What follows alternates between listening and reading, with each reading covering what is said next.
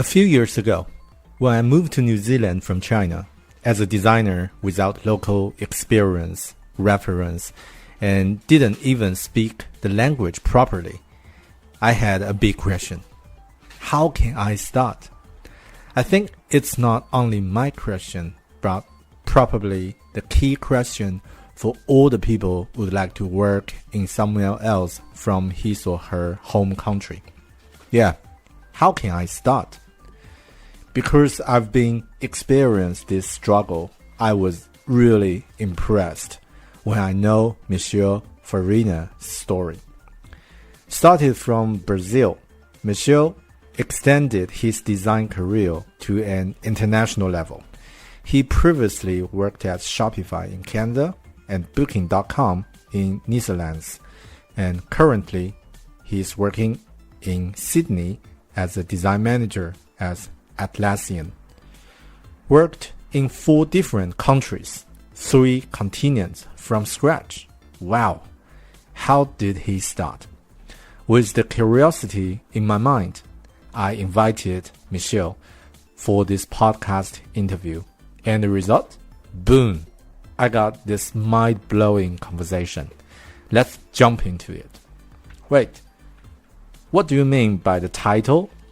What about his 4 other hidden roles? Stay to the last. You'll get it then.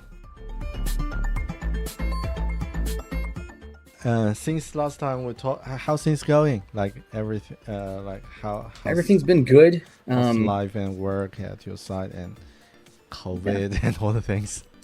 So you are well aware, of course, that I'm in Australia, so the COVID here has been similar to there in New Zealand. Yeah, where it's a little bit under control. When something happens, we have lockdowns in the right cities. It's usually 1 to 5 cases, not 4,000 cases. So it's not that scary anymore, right? Because it's a little under control. Yeah. Since the last we talked, also I fully transitioned to a manager role. So I went. Wow! Congratulations. Completely. Thank you. Yeah, so before I was a senior product designer in the Jira Shared Experiences team, and now I'm the design manager on that team, looking at the whole area of Jira findability and efficiency. So it's pretty interesting, and it's pretty new, so there's a lot to learn, but I love challenges and I love learning, so I thought that, this was a good opportunity for that. Right, yeah, we're definitely going to talk about some insights you find during this, like the transition from a designer role to a manager role. What's the difference? For sure. And what's the mindsets? And like mentioned last time, we talked about how you start from Brazil and then went to Canada, Netherlands, US, and finally arrived at Australia. So that's really like a lot of my friends and other designers, they leave the comment like, how did he do that? Like, so probably we can start with this question. Like, how did you do that? Like, that's a great question. Yeah, from the beginning, right? Cool. Yeah. So you want me to go all the way back to the beginning, or mostly on the how did I do that? How did I go and work in the US and then work in the Netherlands and then in Canada? Just as you prefer, like anything, like maybe highlights or anything you prefer to say. Yep. So I started young in this area. When I started, I keep joking. Usually, I'm in rooms where I have to say like I'm the older guy here in the room, But so when I started, there was no internet. Basically, internet was not a thing, right? Dial-up was a reality back in Brazil. There was the role that I would look for as a role back then, if I wanted to work for design or for web, would be the webmaster role. That's what people called, whoever worked on the internet. There was no UX designer, product designer, service designer, web manager, like it was just the webmaster. And so for a long time, I learned by myself. There was no college for this. Again, back in the day, back in Brazil, none of that was available. No boot camp to get me started. So I got started by visiting other websites, trying to read their HTML and their CSS, trying to learn that myself. So I'm basically self-taught. In the beginning, that was it. I studied marketing and advertising, which I actually think helped in the end, because it taught me a lot about communication skills, some of the soft skills that are interesting for the design side. I also think that some of the understanding of statistics and sales and audiences and how to deal with audiences really connected with that design side afterwards. So I think it was a good choice in that sense. But, in Brazil, started working out in the design field mostly by accident. I was building websites for myself, and those websites, got the interest of someone at my college, my teacher. He had just purchased a company in that field, or was working as a CMO of a company on that field. And he saw what I was doing, and he was like, "Hey, you should do this, in our company. Come be an intern." So I joined them as an intern. And from there, I moved to the iBest company. iBest was an award in Brazil that used to award the best websites in, I think, 1998, something like that. Yeah, so back then, my job was an intern still, and then it became an HTMLer. Yeah, that was the actual job title. So my job was writing HTML. And I was more interested in the design side than in the coding side, so I started studying more and really, digging deep into that and looking into positions. And a lot of the positions I was getting was more on the graphic design side and not on the web. There's a lot of that, breaking into the market. Who do you know? How do you get in, right? So that's one of the questions I still hear nowadays. But, again, back then there was even less companies to do it, right? So getting to break in was really hard. So it took me a while. It took me, I think, around 10 years in Brazil of working on this. Until I noticed that my resume was getting picked up, because I've always liked speaking English and writing in English. So I wrote my resume in Portuguese and English.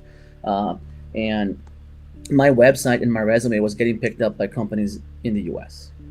And that started getting my attention, because I was like, well, if I want to work for a startup or any company that actually makes the internet, that's how I saw it back in the day, right? These companies make the internet. It was Yahoo, it was Google just beginning, Microsoft, AOL, all these companies were making the internet at that point.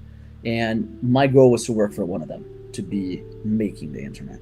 So my resume started getting noticed. I started applying to these companies, and I was invited to do an interview with Yahoo. But unfortunately, back in the day, that wasn't a possibility. I was in Brazil, and Yahoo had a situation where Microsoft was trying to buy them. So they couldn't do the interview. They basically had to cancel the interview. Although I had the interview scheduled already, and I still have a sheet that says everyone that would interview me in the day. Wow. It was 8 interviews in a row. The last one is an 8-person panel. And I still remember that I never got the chance to do it, but that was the interview I was going for. Anyway, fast forward a little bit. I actually get an offer from an agency to work there. I worked with them as a contractor for a long time. And I wanted to, again, find a big company. I was working in an agency, so it still wasn't the company that I was talking about before, right? That company that really builds the internet, that's really doing a product that millions of people consume. And that breakthrough came with Booking.com. So after a long period with the agency, I saw an opportunity to apply for Booking. They were interviewing UX designers. However, for you to interview for Booking, you had to know HTML and CSS, which luckily enough, I started from that. I started coding, since the beginning. So did the test. It was a phone call with 2 designers, and then they fly you over to the Netherlands. So I actually got to go to Amsterdam and do the interview there in person, which is similar to the one from Yahoo, right? So it's like a panel again. You have 2 interviewers doing 1 hour, then another set of 2 interviews doing an hour, and then you have a final interview. It's kind of like a video game. You get to the final boss. That's the chance. It's usually the hiring manager at that stage, and then it's when they decide if they want to offer you the position. I left the Netherlands already knowing that they offered me the job. So I went on the flight home already thinking, when I get home, I have to start planning to go live in the Netherlands.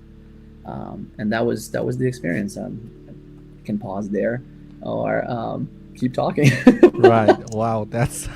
I think that's, I just can't imagine what's the dramatic feeling at that stage. First you jump your CV picked up by US companies, and then boom, you got the opportunity to work in some US companies. So I guess there are a lot of things happen during this stage, but at this stage, I just want to make it really simple and clear for our audience. Like, what is the first motivation? Did you remember? Like you decide that I can go outside, I can go to another country to work, and you feel that I'm confident to do that. Do you remember those experiences? Yeah. Yes. It's funny because the confidence side is one that people ask me a lot, and I think it's the opposite. I never thought I couldn't do it, I guess.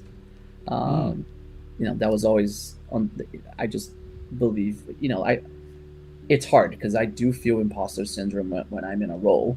So I understand where the question comes from, right? It's hard when you're doing a role to believe you're doing the right thing. It's very easy to question yourself.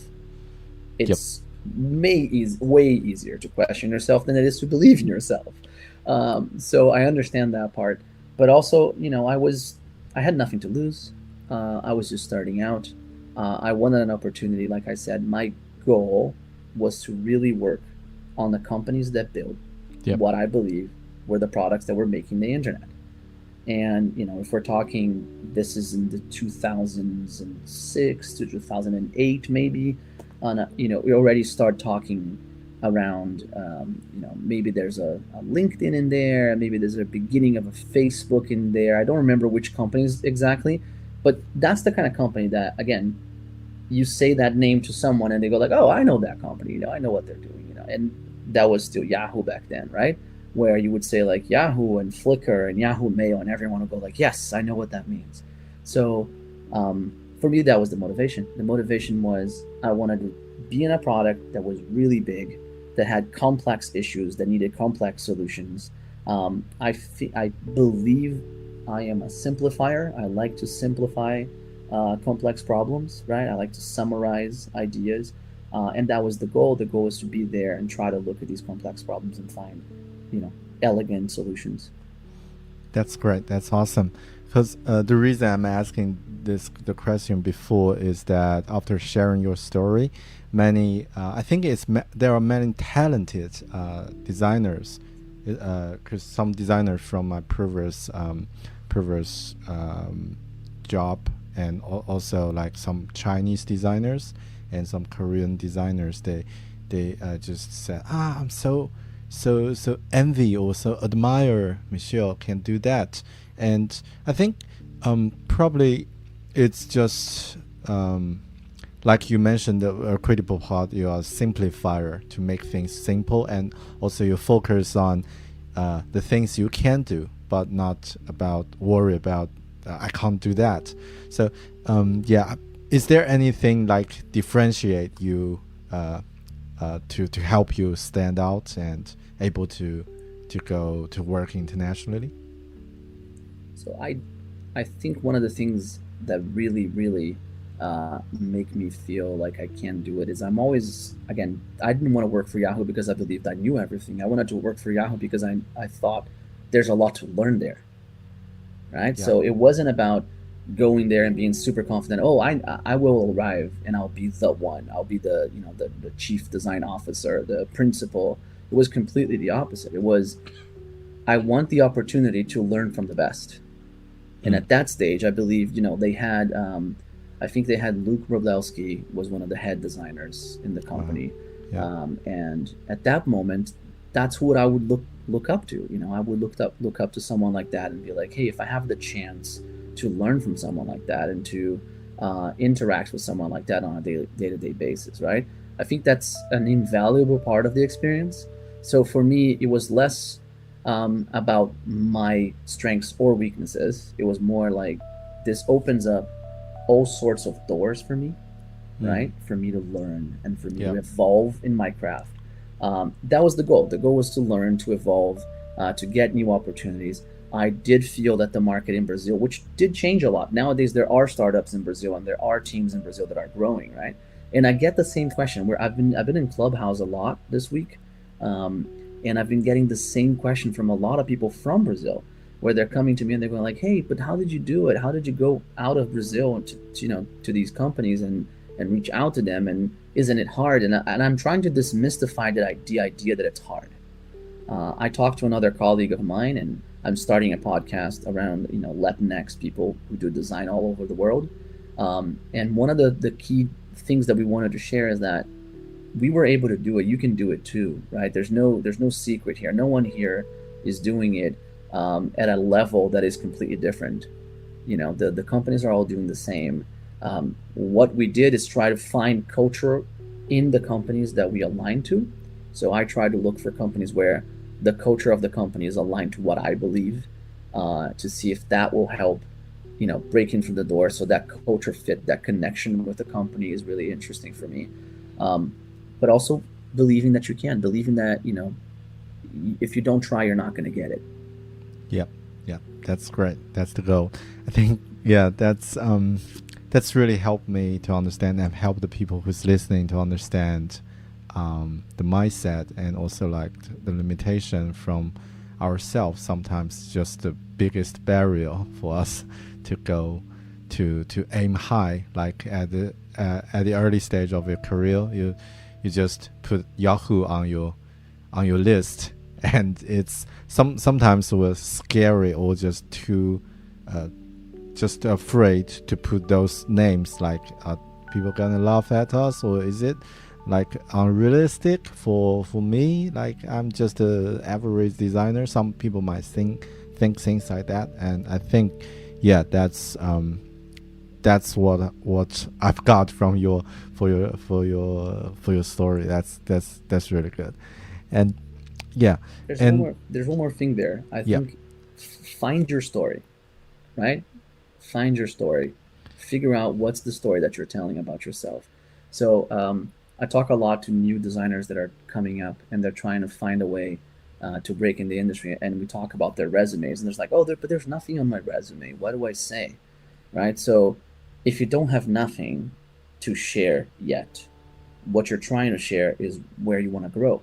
What do you want to learn? What are you interested in?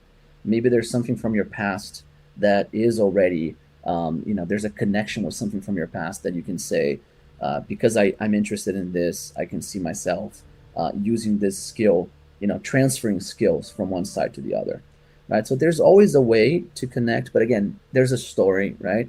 People tend to write resumes very much just saying, this is what I did. I, made 200 websites, or I achieved, these 2 awards or whatever.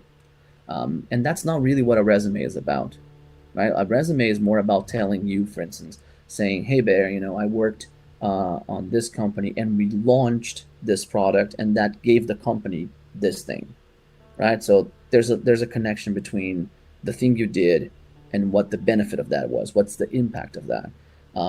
And what I tell the new people is, if there is no impact yet, the impact is, what do you learn? What did you learn from trying to redesign an app, for instance, right? So let's say you're one of those designers that likes looking at Spotify or Clubhouse and going like, I'm going to do a redesign of this. If you put that in your portfolio, you're not really saying, I designed Clubhouse. But you could tell a story there, which is, while doing this, it made me think of A and B and C, and I learned all these things. And that's a story. As a hiring manager, I can read that and understand how you think and what you're trying to bring to the table. And I think that's what's important. Yep. And feels like you need to show them that the story of how you slay a dragon, like before and after, how you cope with the challenge and solve the problem. Yeah. And I think found the culture of the companies and get match and find your personal story. This could be something that everyone can start to check if we're going to switch our career to design, or try to expand our career to another level. That's great. And like you after you worked at Booking.com, and then you moved to the next one is that you moved to Shopify. Yeah. Could you continue your story? Like, yeah. Yes, of course. Yeah, so I was at Booking.com for 4 years. I did a lot of A/B testing. Booking.com is really focused on that side of the equation. So really trying to understand if the things that you are building and delivering are actually bringing any benefit, right? So it really made me think a lot about the products that I'm building and what are the impacts that those products have. So after that, and again, I shared that story a lot. I went to a lot of conferences. I talked to a lot of people. And because of that, I ended up connecting with a lot of people. So I had connected with Shopify folks back in the US when I went for a conference. But it wasn't the back of my mind. I wasn't really thinking about Shopify. I was just starting to study possibilities after Booking. I was looking to see if there was anything closer to home, closer to Brazil, and just interested in seeing what was out there. So I started investigating those ideas and looking for opportunities. And I saw that Shopify was looking for senior product designers. I reached out to them, completely different interview process. Very interesting because it's focused a lot on your life story. So it's focused a lot on understanding how you think as a person. What do you bring? Again, what do you bring to the table is always there, right? They want to know your impact, but there's a lot of about your story and about your past and about the way you think. So, I did the interview over the phone. Then I had to fly to Ottawa in Canada to do the interview. And I came back home. This one took a little longer. It's a longer process to move to Canada. So I think it took around 9 months for me to move there. We joke because it's basically, it's a kid, right? It took that long to move. But it's something that the company doesn't have any control. So it wasn't really Shopify's choice. It was more like the way the country and moving works. So we moved I moved with my wife and 2 kids from the Netherlands to Canada, where we had our 3rd kid. During the process? Or no? No, in Canada. Okay. So definitely an interesting change. Again, we also joked that we started going north more and more. So we went, to the US, where it's a little colder than Brazil, but not super.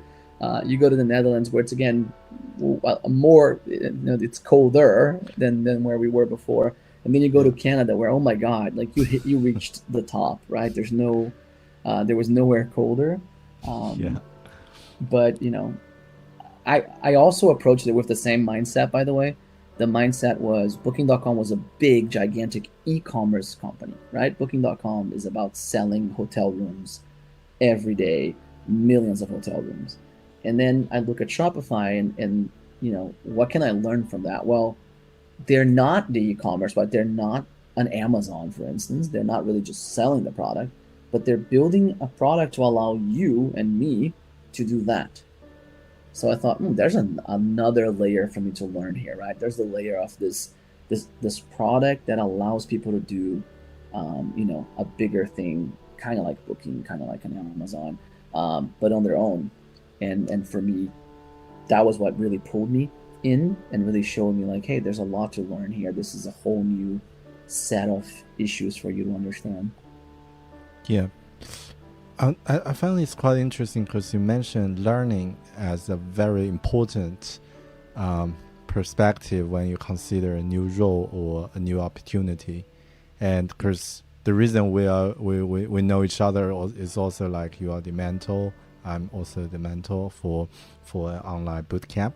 So I think is this something that you feel really important for not only for designers but also like how do you think like learning take part in our self growth or and in our life generally? For sure. I joke that I talk to think, and I explore things to learn. So when I'm in a new when I'm looking at a new position, right? When I'm looking at something like that, I'm definitely looking at something to learn. I've been connected to the idea of sharing and learning since the beginning of my career. I actually taught back in Brazil. It was one of my jobs back in Brazil, was teaching HTML, CSS, design, Photoshop to people, back in Brazil. So I've always been connected to that side of it. But of course, with time and with moving countries and all of that, those kind of go away. You just deal with the role that you're in. But in my roles, I've always looked for opportunities to, again, learn from one side and mentor from the other side, right? So being, this sharing with people, hiring junior designers, for instance, at Booking. We didn't even have a junior designer role at Booking, but we, after a while ended up making one because we were very interested in hiring a person that applied, and, seeing that person grow and be like an amazing designer, is one of the experiences that I'm very proud of, but I don't think I would apply to a job where I'm thinking like, oh, I know everything in this area. This is it doesn't make me feel like there's growth potential for me, right? So it's a little bit of that learner's mindset and the growth potential mindset, of trying to understand which areas should I be improving myself on. Always thinking of the T-shaped designer, right? So can I grow my T? Can I make it even wider? Can I learn more areas? So, like I said, from Booking, I was knee deep in A/B testing and thinking about the end side of the funnel, right? And thinking about the conversion in the e-commerce side. And then if you move that to a Shopify, you're talking about building the product that's going to help people do that. So how do I connect you now to that customer and allow them to do that themselves? And the mindset is completely different. So I think, again, that's what really attracts me, is learning these new mindsets, finding new ways to do these things. There's a quick anecdote in there. You probably heard this before, but the person that does sushi, I think, if you're going to learn to be a sushi chef, I think it's the Itame. Probably. Might be saying it wrong. But the sushi chef, right? So the sushi chef, they have to study rice for a very long time, right? And the reason for that is there's a lot to master.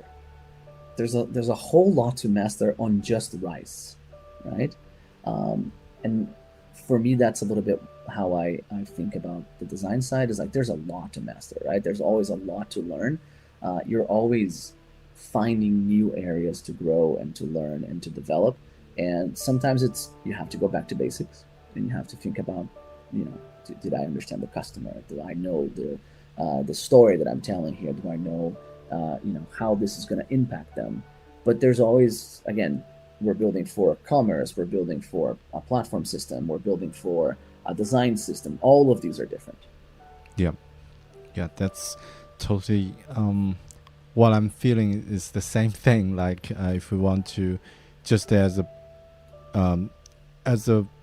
maybe on a high level understanding, what a designer do, probably just mock up something and make things pretty.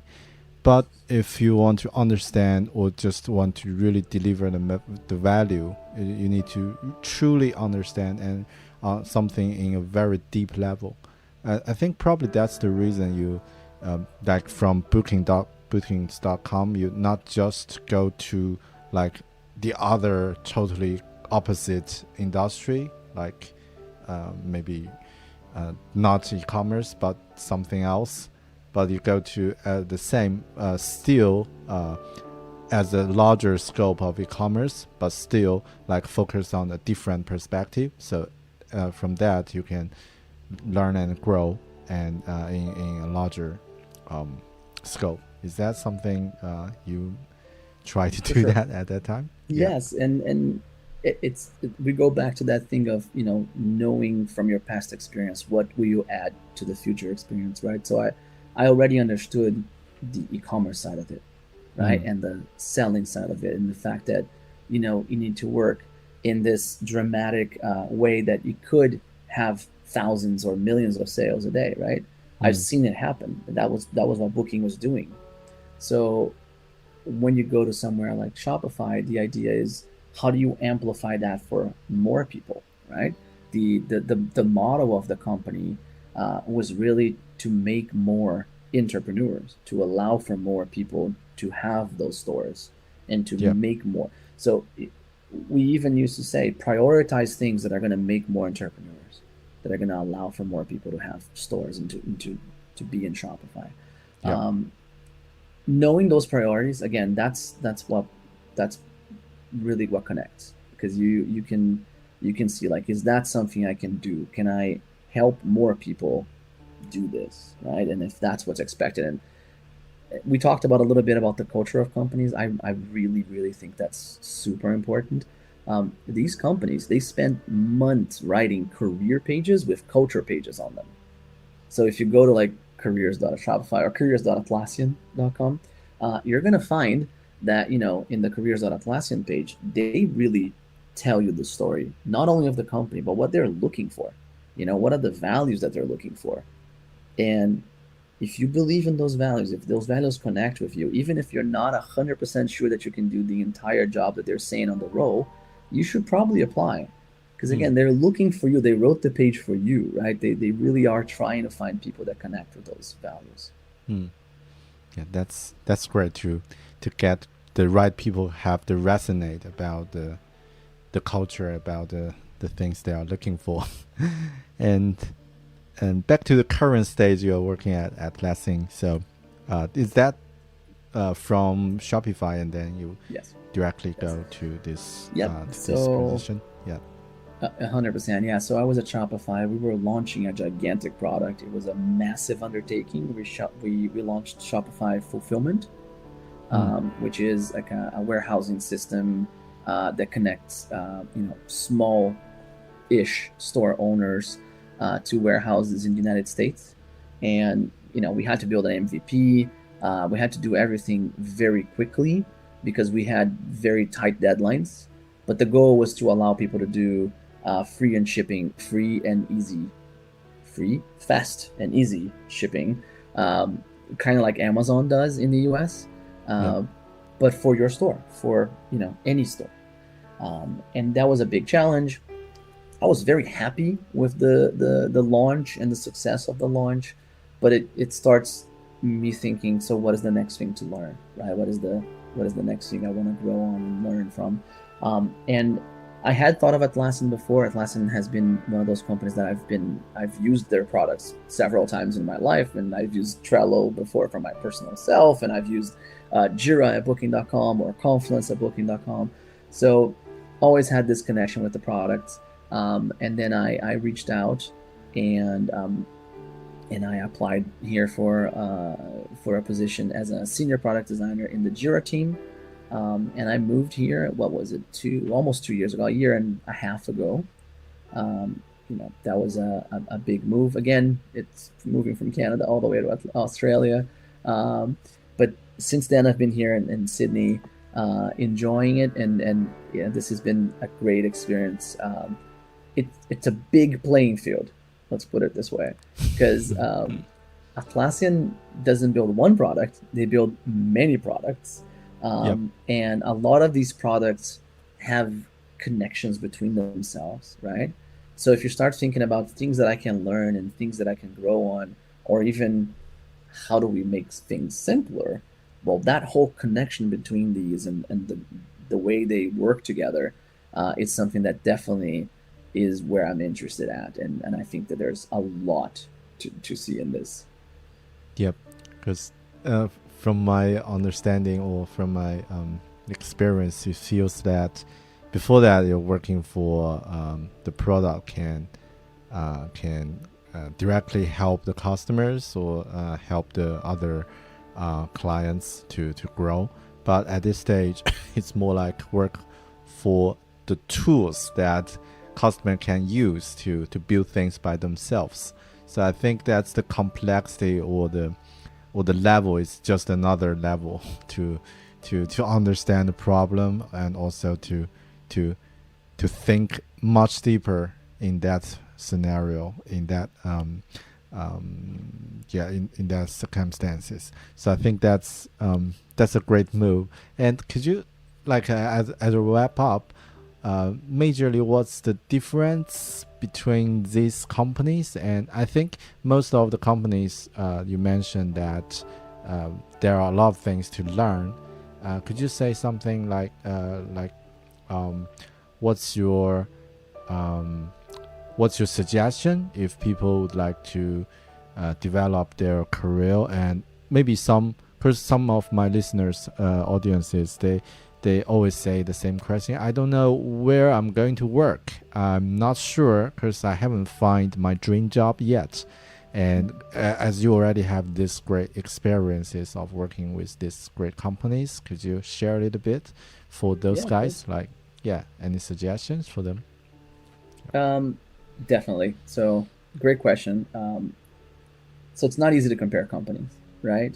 Like you said, Booking.com was way more at the end of the funnel. It's dealing with the customer directly, right? The customer is right there. The part that you don't see on Booking.com is that there's 3 customers, right? So there's the hotel side. The hotel is a customer because they want to show their hotel in your website and they want to sell, right? So there's that side. A lot of people, when you talk about booking, don't think about that. Then you have the customer that is buying the room, right? So they're going there to get a room. And then you have the company itself, right? Which, it's building a product. So there's internal customers for you to deal with. And a lot of the mentality there was about experimentation and being agile. So the thing I learned from there and the thing I take away from there is learn to accept failure. Because when you're doing experimentation, a lot of things are going to fail. If you're doing experimentation with a 95% rating to experiment with, right? So there's that's the way you measure yourself. 95% of things are going to fail. 5% of things are going to get through, right? And that's expected. So you really learn to fail, but to take the learnings from that failure, to always be thinking about the learnings. From Shopify, it was a completely different approach. There was a lot more developing for the long term. So one of their values, again, go back to culture, go back to values, right? One of their values is build for the long term, right? So when we were building something, it would take a long time. We would have to try to understand the change a lot more and to try to see if what we're building was the right thing at the right time. The key takeaway for me there was not knowing what to build, but knowing when to build it is more important. Because knowing what to build is easy and cheap. You can say, like, everyone knows, by looking at something, they can get a lot of ideas of what to build. But knowing when to build it is where it gets hard. Is it the right time? Do we have the right technologies? Do we have the right people? Is it going to be accepted by the market and all of that? And you take that, again, you always take that experience with you for the next one. So when I came to Atlassian, I kind of wanted something that wasn't completely on the experimentation that is just doing one thing always. But I also wanted a little bit more connected to the customers, I guess, or feeling more connected to the customers. And so with Atlassian, what I noticed is there's a lot of thinking about the long-term future. So we understand that. We think about the long term. We think about the products that we're going to build. We interview users about that. We discuss about that a lot. But we're also building a product of today, right? And there are new features coming. There's new improvements coming all the time. So it's trying to find a balance between what impact can you deliver today and what are you going to build for the future, and how you organize in a way. Again, it comes from that when story that I was telling about before on Shopify, like knowing what to build when. So here, knowing what to build when, but then organizing that in a way that you see that progression and you see that impact growing, right? Because you see that I'm building stuff today. I'm also planning for the future things that might be bigger, but how those pile up together to get there is really what I've learned here. Wow, that's awesome, because I'm not only learned what you've learned, and also I'm learning from how accurate you express the findings from your previous experience. And it feels that not every designers can can able to describe or just to deliver the message in a very precisely way. I'm not saying that it's not a compromise, but I'm just in that's my feeling after you describe it. Like step one at booking.com, what you've learned and why and how did you learn that. Show some facts and takeaway, and also Shopify and Atlassian. So it makes me feel like wonder, because I also saw your LinkedIn profile page. It's design manager and also public speaker and writer. I think, is this something you think really necessary? What do you think about this, what sometimes people will call soft skill, like presentation, communication, speak and write, to help us as a designer to grow? Or does it, how important it is? Just want to hear what your thoughts on this. That's a great question. I think I treat it as a design problem, and that's why I want to have an answer in the end. I want to have the simplified version of what I understood from each of the companies, right? So coming out with this idea that is simple enough that you can share, I think is important, and knowing how to bring that. But I also believe design is storytelling, right? Design is finding a way to communicate intent, and knowing how to communicate that is really important. I've always liked sharing stories and telling stories. So I do believe that is a key part of design for me. But I don't expect everyone to like the same things in design that I do, right? We have people that are extremely analytical and are good at looking at complex graphs and systems and drawing those out in a completely different way, right? And understanding workflows and understanding automation and understanding AI. That might not be the area where my strength lies. Maybe I'm not, I haven't had experience with AI, for instance, on the design side. I haven't had to deal too much with it. But then you focus on your own strengths and use those into your benefit. So I believe my strengths lie in the, finding the core of something, finding the way to communicate that something back to a wider audience.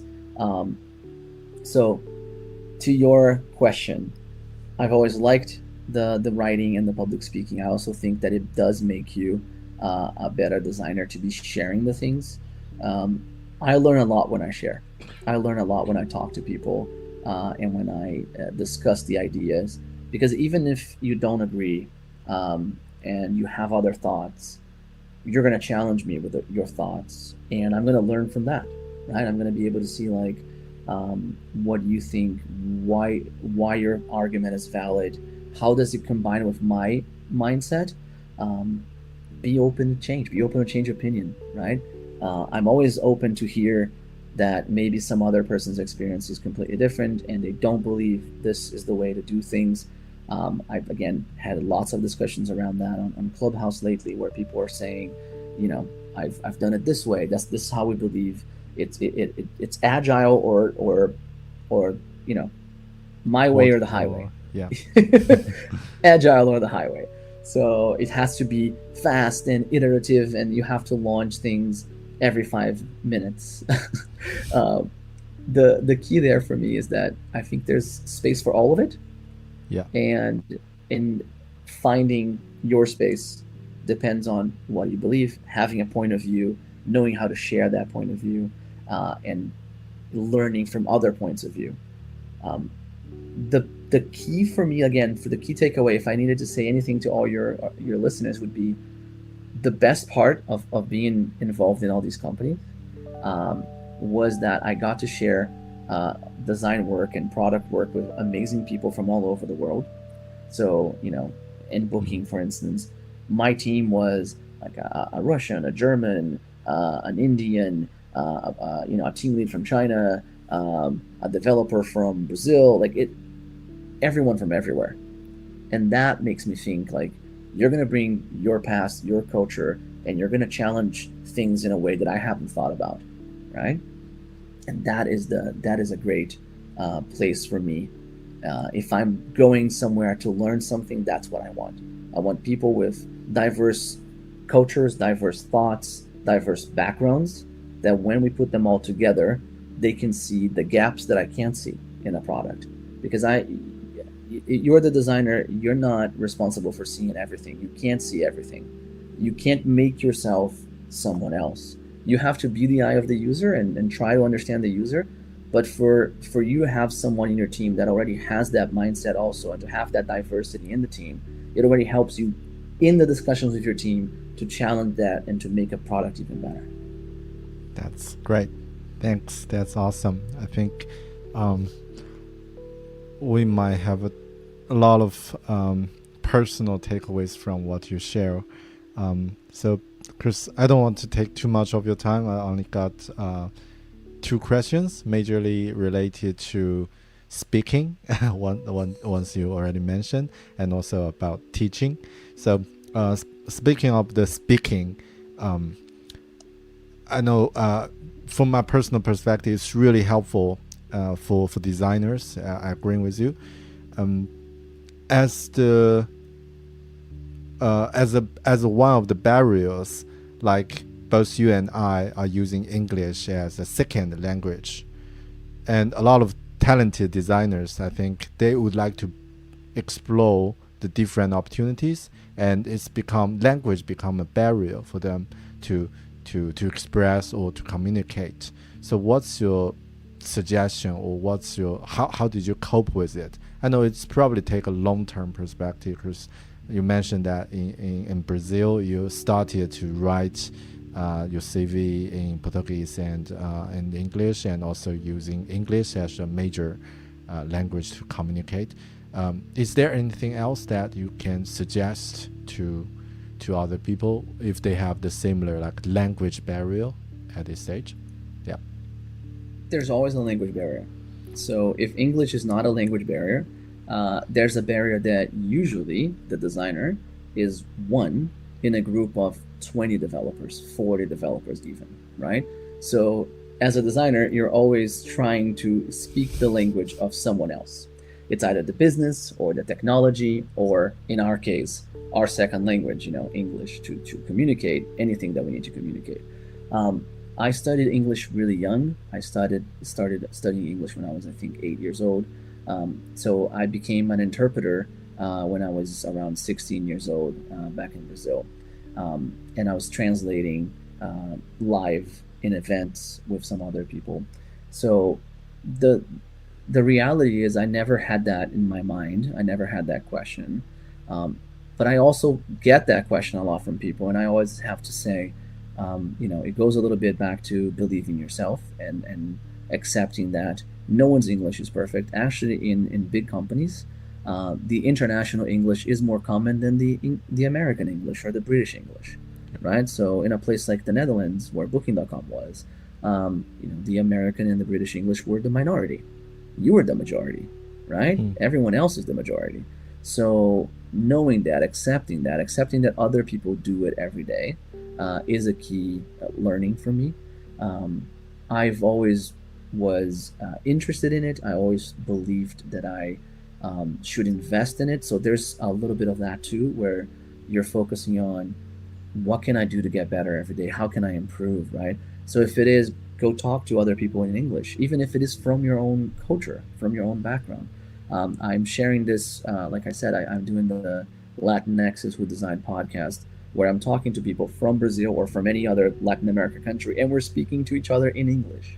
And the goal is not to be speaking to each other in English. I could have interviewed the person in Portuguese, but the goal is I want that story to be shared with more people. So we have to force ourselves to do it in English and to be sharing with the wider audience, right? But it is finding ways to do that. If it is via Clubhouse or YouTube or watching videos on YouTube and then trying to replicate them, there's always ways for you to put yourself out there. Be vulnerable about it. It's fine. You don't have to think your English is the best or perfect or whatnot. Like I said, imposter syndrome is real. I deal with it sometimes when I'm speaking English and a word disappears and I'm like, oh my God, where's that word? I wanted to say something and I can't find the right word to say it. It happens a lot, right? It happens a lot. find ways to get through that, right? The knowing that that's going to come, you should prepare yourself to, how do I move past that? What is the next thing I can do to feel comfortable about sharing in English? Again, anything you can do to get started. It can be small. It can be record yourself in an application and hear yourself speaking English, so you're comfortable hearing how you sound. And then small little things to, go to Clubhouse, join a group that has other people that want to share in English, but again, do not have English as their primary language. There's a lot there that we can do for each other in this area, and I'm there too. You can always poke me and say like, hey, I heard you were an English as a second language speaker. Maybe we can chat. I'm down for that. Yeah, that's great. I really like what you share. Like, if you're working a company or in an environment that with different people from everywhere, that will really like improve your confidence. Because personally, I have that exactly the same experience. Like my first job here in New Zealand is a small company. Most of them are Kiwis, and the language they are talking is typically the Kiwi style. So sometimes when I say something they don't understand, or they say something I don't understand, I start to think, is this my problem? And probably my accent or something is wrong. And then when I get my second job and my current job, it's with different people like from Indian, Korean, and Japan. I think everyone is able to understand each other in large companies, because it's like broaden our understanding level, and to get used to different accent or different background, different communications. I shared this anecdote the other day with some Brazilians that I was talking on Clubhouse, and they wanted to understand exactly that. And I shared that, at Booking, we had a colleague that was from Scotland, and he was really sad. He almost left the company because he thought that no one liked him. And then after, I think, 3 or 4 months, he realized that his English, he spoke so fast and with such an accent that a lot of people couldn't understand him. So instead of, again, he's a English as a first language person, but because he was, a fast speaker, had an accent, some people couldn't understand it. I think there's something there, for us to create the confidence to be like, if someone didn't understand, they're going to ask what you mean. They know that you're there for a reason, right? You're there because there's something that you can share of value. Try to communicate in whatever way you can. Yep. Yeah, that's a great example. Thanks. My last question around teaching, it's that I found you, Chris, like I mentioned, we know each other by both as the mentors from Career Foundry in UX Bootcamp. And last time I think I asked you the similar question, like, why did you start to do that, as you are already that busy with 3 kids and a full-time job as a design manager, but still try to do something? I'm sure that's not about money, but what's the motivation for that? Yeah. I've mentioned before, right? So the more you share, I think the more you learn. I think different people learn in different ways. I think some people learn by sitting and reading and really discussing something very deeply. Some people like, more schematics and drawing things to themselves. I think talking, saying things out loud, sharing things makes me ponder them and challenge my own self to learn the things that I'm sharing. So when that opportunity came, they wanted someone, to help young people that are starting out, right, and to help guide them towards a career. And it's the same thing as a little bit aligned to the idea of becoming a design manager, where you're trying to grow, people into designers that have more experience. So it's taking my past experiences and passing those on, so you don't have to do the same things I had to do. And again, if I can illuminate something for someone that's starting, I can see that being very interesting. But what really attracts me then is it's never a one-way street. You're never just sharing. You're talking to someone. So when you're talking to someone, you share a story, and they might have another question, and they might have another question, and then sometimes, like you said, when you get to you're telling your story and you find like, oh, this is very simple. There's a simple way to say it now. Well, it's not because I said it once. It's probably because I said it lots of times, and the more I say it, the more I see it iterating itself. Like I learn from it. I hear the questions. I see where the questions are guiding me, and that's what I like about it. I think it's that connection with, sharing and learning and having it back and forth, and creating these connections with people. That's what. Yep, that's exactly what I feel like every time when we share things around, for example, around our knowledge about design or anything else. Like the next time it will have a deeper understanding later, and it's kind of like the Richard Feynman's principle. If you want to really understand something, just teach it to somebody who don't know it. So after that, you will know it for sure. So I think, this is what I also find. It's not just about sharing back, but also you can have a benefit for yourself as well. So it's like a win-win situation. But sometimes it's really need to take a step back, and then can realize this is a long-term benefit, not just a short-term. Yep. Yeah. Thanks, Michel. I think that's a really great, a lot of great story you shared, and quite insightful. I really appreciate your time. And at last, is there anything you would like to mention, or something you would like to share or comment? Anything else? No, I really appreciate the time. Definitely, if you are interested in working with Atlassian, you can reach out. You can come, look for our careers page, careers.atlassian.com.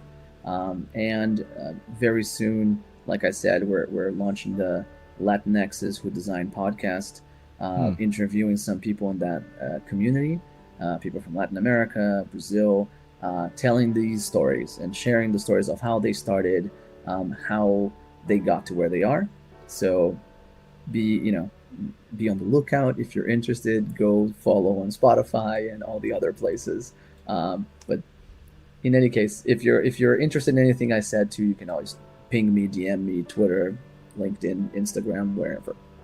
Yeah.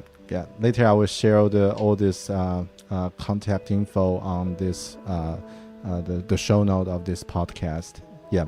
Thank you guys for listening, and thank you for your time. Yeah, Michel. No problem. Yeah. Have a good one. Yeah, thank you. Right, so probably I'll just maybe next week or the week after next, I will just finish all the editing and get you updated when it's launched. So yeah, thanks very much, and congratulations again for your new role, like as a design manager. And I believe that it must be quite like busy, challenging, but also a lot of things to learn, as you mentioned. Yeah. 100%. It's been super busy. It's been super challenging, but again, such a good opportunity to learn so many new things. Yeah. So I'm super keen in seeing where it takes me. So many questions still, so many things to be because it is not only it's new, but it's also big. It's also a lot of stuff, right? So learning this whole new skill set, right, and growing your skills is always very interesting. Right. Okay. Thanks. That's a great chat, Michel. Yeah. Talk to you soon. Thank you. Have a great afternoon, right? It's afternoon. Yep, afternoon. Yeah. Right. Yeah, have a great afternoon and evening. You too. Right. Cheers. Bye.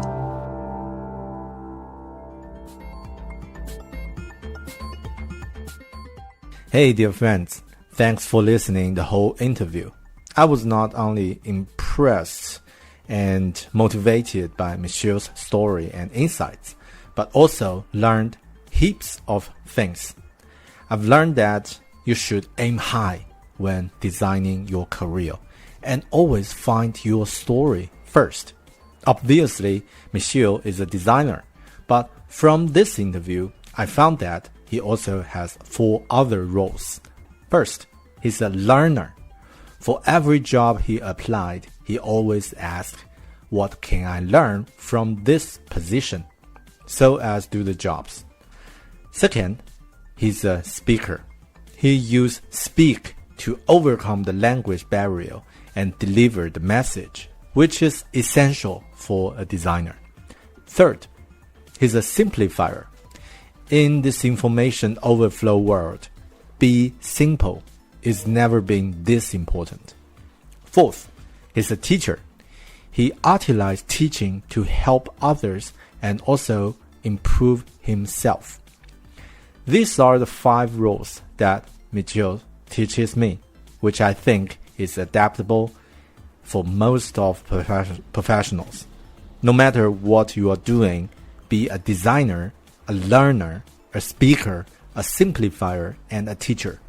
If you can do that, you will be, as Jeff Goldfield's book's name, you will be forever employable. Thanks for listening. This is Bear Academy Podcast. If you like it, please subscribe it on iTunes, Podcasts, or Spotify. You can also find my video channel at YouTube. Right. Okay. This is Bear. I'll talk to you in the next one. Cheers.